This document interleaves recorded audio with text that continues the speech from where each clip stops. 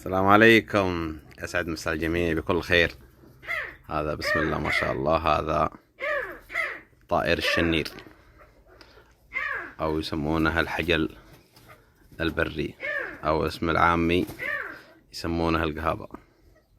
لازم توفر له الحياة الأصلية له.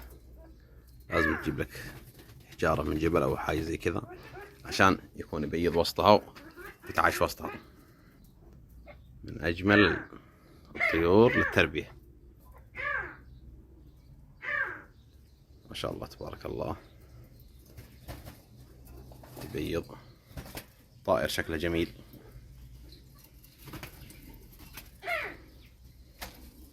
طبعا الصوت المزعج ذا هذا القطع.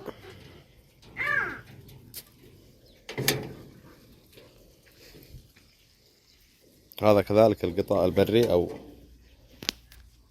ما يسمونه القطع العراقي، له مجموعة مسميات. كذلك من أجمل الطيور، ما شاء الله تبارك الرحمن.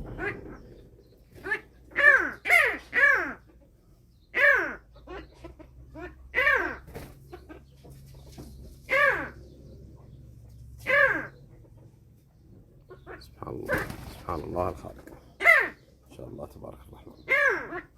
طبعا هذه الأنثى.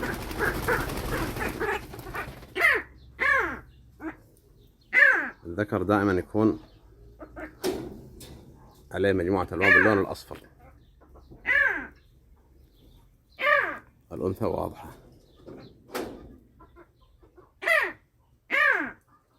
هذه الأنثى كل لونها كذا، أما الذكر يكون لونه زي كذا. سبحان الله. الله يرزقنا وإياكم إن شاء الله، ويبارك لنا وإياكم ويبارك رزقنا.